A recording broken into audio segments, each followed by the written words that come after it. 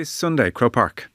Hurling final, we have Cork against Dublin, Sarsfields of Cork against Nafina of Dublin, and then the football final, hotly anticipated, I think it's fair to say, the O'Callaghans on one side for Cuala and the Canavan brothers on the other side for Errigal Ciarán. It's one of the tastier offerings in recent times. Talking to Colin Keys about this on the phone earlier on, I can't remember. You just do that, yeah. Yeah, we do. It's usually in the car. One of us is in the car. But it's funny, my memory of All-Ireland club finals, you do kind of remember even ones back from sort of 2000, even before that, like when Colin Corkery was up with Nemo. Funny you say that. I was at quite a few, the Corkery ones. Yeah. But Kieran MacDonald is about to... Oh, Jesus, I was pitch side. I can still remember. There's a lot of common ground here today between Pep and Colin Corkery. I don't even need a beer. Some people get it, some people don't. MacDonald for Crossmalina with the socks pulled up to his knees. To watch him pitch side, to appreciate how big a man he was as well. Corkery kicked some outrageous free into the hill as well from nearly the halfway line. Yeah. But I suppose our conversation turned to, have we ever had a football final? Could we do a WhatsApp group call if you're talking about these things? But the talk turned quickly to, have we ever had one where there's very clearly at least two, quite possibly three of the best 4 or 5 forwards in the country, you know, like one for either team, and two in the case of Errigal Ciarán.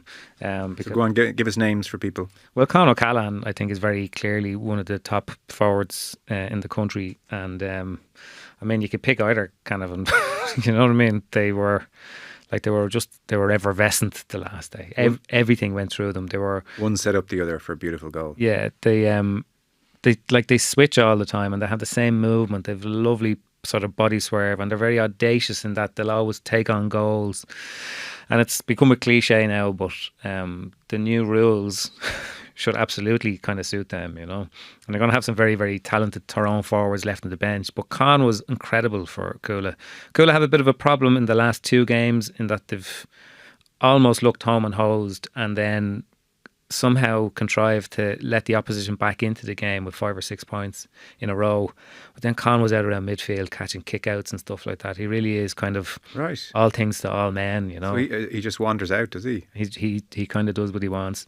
He's a brother Niall who's a very instinctive inside forward, and Con will do a lot of the running and kind of hand it off. And he's another brother, Owen, who's a very tenacious cornerback as well. God, there were some games in that back garden. And I have another brother called Keane, who people might remember from the best of the lot. Well, they might remember him from the Dublin hurling panel until he went away for a year. But Keane got married a couple of weeks back, and it was the day before the semi-final was supposed to be played. And Con was best man, and I believe the speeches were all wrapped up early in the day, so the lads could go home and get their heads down. And by the time they were home, the match was postponed. Of course, yeah. Isn't that a huge sacrifice to make? Sure is. My goodness. But no, it should be a great final. I do think that Errigal's line of form is a bit stronger because they beat Kilcoo and they beat Dr. Crokes. I think you can hang your hat a bit more on that. Any recent encounter? No. The two playing each other? Yeah. No, that's the beauty of it. And it's the same with the hurling final. Unless these teams played in challenge matches that we're not aware of. But there's no semi-final of yesteryear? No, like Cool have never won a Dublin championship before this year. Of course. Yeah, okay. No Tyrone club has ever won in All-Ireland as well, which is hard to believe considering they're... Surprising, yeah. Are Errigal Ciarán traditionally the powerhouse of Tyrone football? So Errigal Ciarán didn't exist until there was a big fallout. It's well documented in Mickey Hart's book. It was about they used to be in Ballygawley, that's where they're from in Tyrone, and they had these summer leagues where the parish of Ballygawley was divided into 4 different subsections, and because they're Tyrone, they all took it incredibly seriously, and there was a row about a suspension about somebody not being able to play, and a lot of the people from a particular part, including the Hearts and the Canavans, pulled out of the club. So they set up this club, and it was partly because they had this young player called Peter Canavan who had to play for Tyrone, but he had no club. So actually the club was set up partly because they needed to get a club to Peter Canavan to go on and play for Tyrone. They're not called Errigal Peter. It's a long time now, Mickey Hart's book, but I always remember one of the things that jumped out at me, I thought, God, that's quite cutting edge, was if you wanted to show the Tyrone team something that he thought they were doing really well and wanted more of it, he'd show them the video of them doing that certain thing, different clips, and say, brilliant. But if there was something about them that he wasn't liking, the way they were defending or things they were doing in attack, he'd find clips of other teams doing it and show it to them and go, now don't do what this lot are doing. But like all the while you're doing it too. Yeah, that's very interesting. I thought it was good. Yeah, it's my main memory of that book. Yeah, well, like, I don't think Mickey Hart has any direct involvement in the team. Obviously, right. Peter Hart is on the team, but I think like the two Canavans, their fingerprints were on nearly every score. And do Cuala have the men to shut them down? Those two, are they even shut downable? I don't know. It's kind of a mad one. Like Cuala wouldn't have any experience as a club of being this far, but like this is Canavans O'Callaghans. I mean, he's been including replays, he's played 8. He's going to be in his 11th All-Ireland final. Yeah. Like he's won 2 All-Ireland Club Hurling Championships. He's won an under-20 All-Ireland football with Dublin. He's won a Sigerson. He's never lost an All-Ireland final, 10 matches. He's never lost 8 wins, 2 draws. And this Mick fits as well if you include the draws and replays and the All-Ireland Junior Championship he won, which kind of made his name in 2010. This would be his 13th All-Ireland final, and he hasn't lost any of them.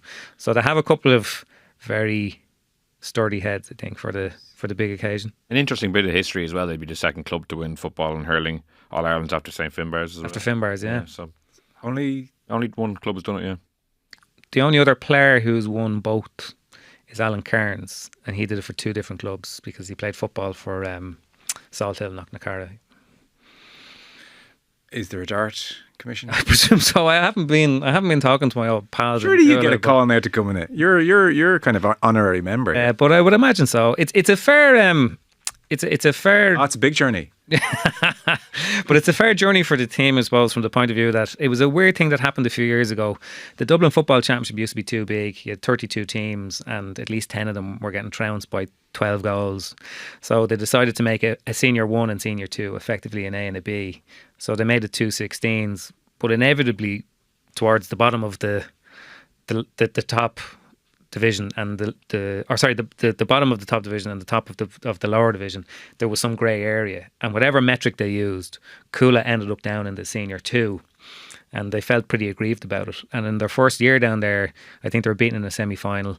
In their second year, they actually won it, but because it was during a COVID year, there was no promotion and relegation. Right. And then they come back a third year and win it. So I think impressive. I think they started to get their act together while they were down there. They had ideas of winning the Dublin Championship, but it took them 3 years to actually get into it in the first place. And is there a firm favourite between Sarsfields of Cork and Nafina of Dublin in the hurling? No, I wouldn't have thought so. Right, okay. It's going to be pretty close. Again, you can only go by form, and the 2 semi-finals were kind of like Nafina's semi-final was pretty breathless in Thurles, but only because the weather kind of played a big, like you were wondering whether they were going to make as much of the wind in the second half. But I suppose Sarsfields have beaten Ballygunner, and particularly after Ballyhale went out in the Kilkenny Championship, I think Ballygunner were almost odds on to win the All-Ireland this year, and Sarsfields were brilliant that day. They were absolutely brilliant. They'd done all their homework. They had a brilliant game plan and they shut Ballygunner down. So I think carrying that into it, you probably, again, hang your hat on it a bit more. But sure, like, how can you tell? 2 teams that have never played against each other before. No, it should be a good day. Right.